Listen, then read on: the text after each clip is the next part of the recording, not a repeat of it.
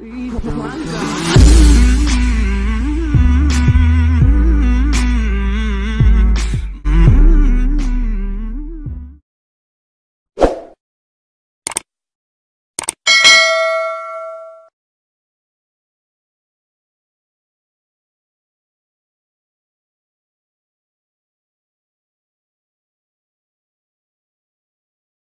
Pernah kuliah di Sekolah Teologi Alkitab yang ada di Manado.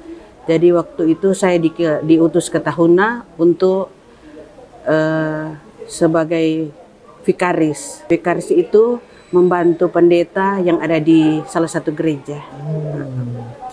Jadi setelah itu saya sebenarnya hanya 6 bulan praktek, hanya sebagai 6 bulan di Kolongan Akambawi, Gereja Betel Kolongan Akambawi.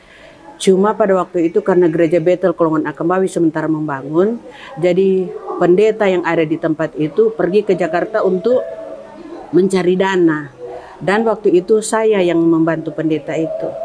Tetapi karena ya alhamdulillah mungkin jemaat di sana senang dengan saya, sampai saya ditahan selama 2 tahun. Bukan cuma 6 bulan tapi 6 tahun. Jadi dosen yang ada di Manado mengiyakan untuk saya ada 2 tahun di Kolongan Akambawi.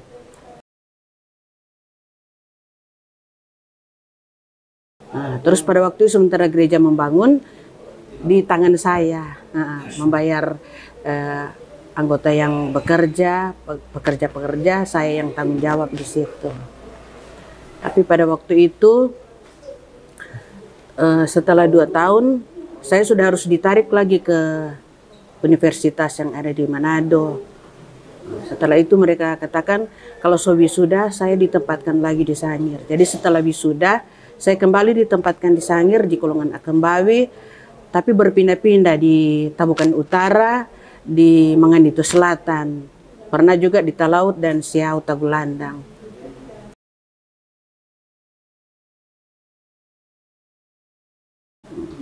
Terus dalam perjalanan pelayanan itu, suatu hari saya belajar di sekolah minggu yang ada di Gereja Betel Jalan Mahena, Tahuna. Terus ada anak kecil yang suka sekali dengan saya. Dia suka sekali karena waktu itu ibunya sudah meninggal. Anak itu baru umur 1 tahun 2 bulan. Setelah itu dia suka sekali dengan saya. Kalau saya pulang ke Kolongan, dia suruh ayahnya untuk ikut ke sana. Jadi pada waktu itu sekitar 3 bulan berjalan, anak itu terus dengan saya. Jadi pendeta pembina saya katakan bahwa kalau begitu kamu menikah saja dengan papanya yang ibunya sudah meninggal. Tapi waktu itu orang tua saya tidak menyetujui karena katanya kenapa harus kawin dengan seorang duda, apa enggak ada yang lain. Tapi karena saya sudah dekat dengan anak itu, ya katakanlah terpaksa. Waktu saya pulang ke Manado 2 bulan, anak itu masuk rumah sakit selama 2 minggu, di ICU enggak sadar-sadar diri. Waktu saya kembali ke Tahuna, anak itu seperti tidak sakit, langsung bangun memeluk saya. Jadi cuma sekitar 2 minggu saya sudah harus dikawinkan dengan bapaknya. Jadi katakanlah tidak ada acara pacar-pacaran atau tunangan, tidak ada.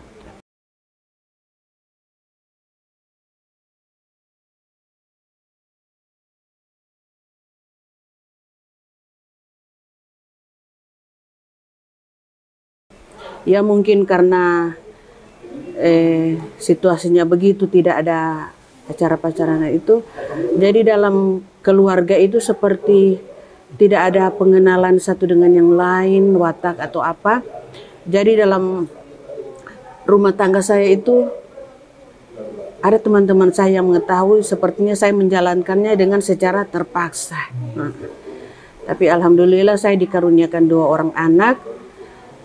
Anak baru umur 6 tahun dan 3 tahun sudah saya urus sendiri. Bapaknya kesana kemari karena dia seorang politik.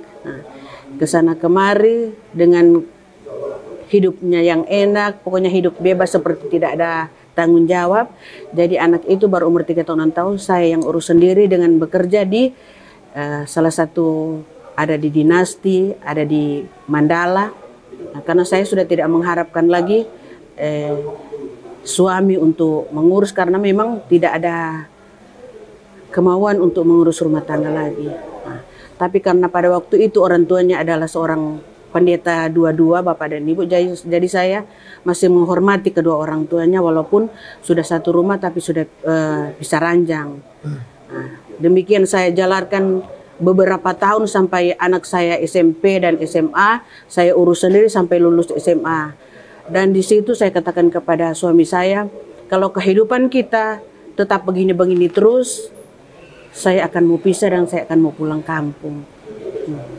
Tapi pada waktu itu saya menjalankannya dengan penuh kesabaran. Saya hanya berdoa, kalau memang Tuhan menghendaki saya ada di Tahuna, tolong tunjukkan jalan keluar yang terbaik kepada saya. Karena terus terang orang tua dan keluarga saya tidak mengetahui kehidupan rumah tangga saya kalau begini. Mereka tahu saya di sini ada dalam pelayanan di gereja.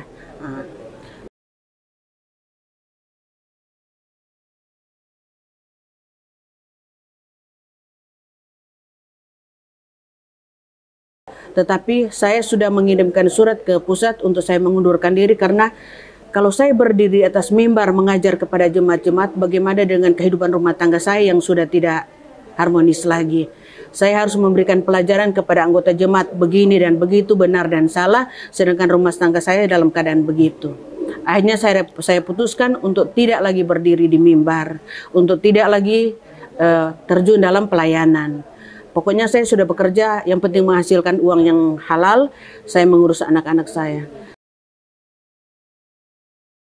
Suatu ketika karena pergumulan yang luar biasa, hampir sudah tidak saya tahan lagi, saya pergi ke teman-teman yang ada di Tidore, kadang-kadang yang ada di Pananikeng. Nah, di situ mereka memberikan saya dorongan-dorongan begini-begini, punya pembelajaran secara Islam. Dalam kegiatan sehari-hari saya sudah sepertinya tidak ada keinginan untuk berteman dengan teman-teman saya yang dulu.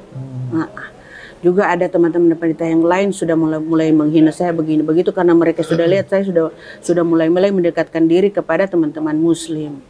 Tapi karena saya merasa enak, merasa nyaman dengan mereka, jadi saya pikir saya jalani kehidupan saya demikian. Tetapi kalau di teman-teman saya yang dulunya seperti sudah menginjak saya, jadi pikiran saya sudah jatuh tertimpa tangga lagi.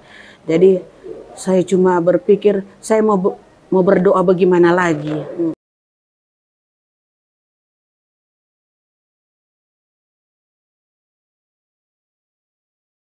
Terus suatu ketika saya mendengar ada salah satu orang ibu berkata bahwa di Muslim begini, coba saja dulu. Mulai dari itu saya sudah mulai berteman dengan beliau dan pergi ke masjid, sholat secara sembunyi-sembunyi. Dan alhamdulillah pada waktu itu bulan puasa. Bulan puasa, jadi tiap sudah buka puasa, dia sudah kasih saya alat sholat seperti cipu dan sejadah. Jadi saya kalau mau turun dari rumah saya sudah bungkus dengan tas kresek untuk isi di bagasi motor, dan saya mencari masjid-masjid yang aman yang tidak dilihat oleh keluarga saya, keluarga suami saya. Dan karena waktu itu saya katakan kepada teman-teman, kalau mau masuk Islam bagaimana caranya? Dia bilang harus mau dikasih mandi dulu. Nah, waktu itu saya bilang tunggu, cari waktu. Beberapa bulan kemudian saya kayaknya sudah mulai punya keinginan yang tinggi untuk masuk Muslim. Jadi saya hubungi teman saya yang ada di Tidore, saya bilang kasih mandi saya, supaya maksudnya saya berdoa so tidak mau berdoa ke Tuhan yang mana sebenarnya saya. Jadi saya ambil keputusan untuk langsung dikasih mandi. Saya kasih mandi itu masih secara sembunyi-sembunyi. Saya dikasih mandi di Kecamatan Kendah.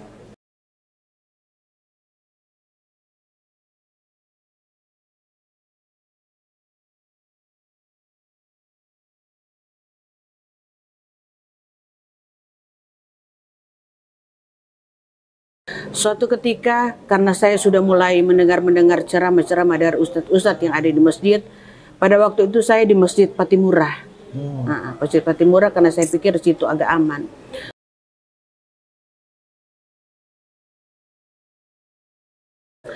Tapi bagaimanapun kalau persoalan disimpan, bagaimanapun satu ketika akan tercium juga, akan terbuka juga.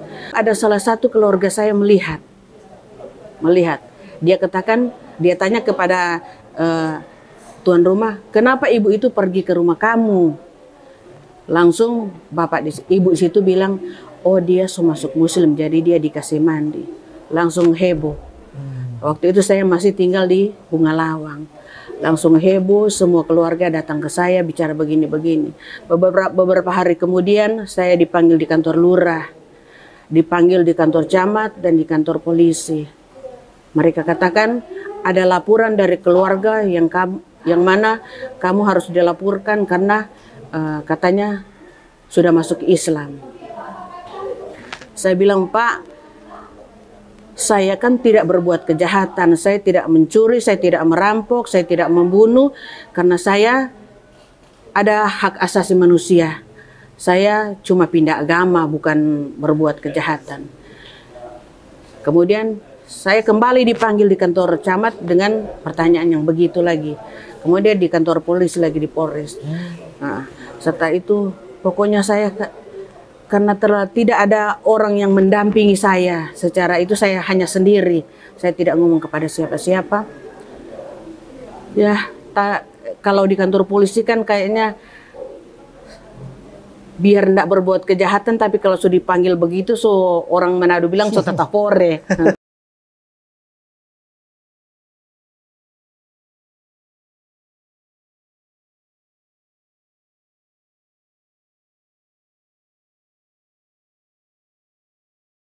Tapi saya ketakutan ya. Ketakutan.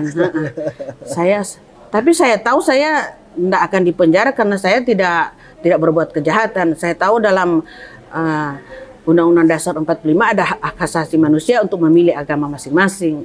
Jadi saya katakan, Pak, di mana letak kesalahan saya kalau saya harus mau dipenjara? Oh, katanya kamu sudah menikah, masih karena mereka sudah dengar-dengar sudah ada laki-laki yang mendekati saya. Saya bilang, saya punya anak 2 dan saya mau mencari laki-laki yang mau dapat membantu saya karena saya sudah terlalu capek sebagai seorang ibu harus mengurus 2 anak, tidak dibantu oleh keluarga. Jadi saya bilang saya mau mencari laki-laki yang dapat membantu saya. Dan mereka katakan, oh kan tidak boleh cerai. Saya bilang memang tidak boleh cerai kalau agama sebelah bilang hanya maut yang dapat memisahkan. Tapi kalau sudah dalam keadaan begini suami tidak dapat membantu saya, dia juga sudah kesana kemari dengan perempuan lain, jadi saya harus mau bagaimana?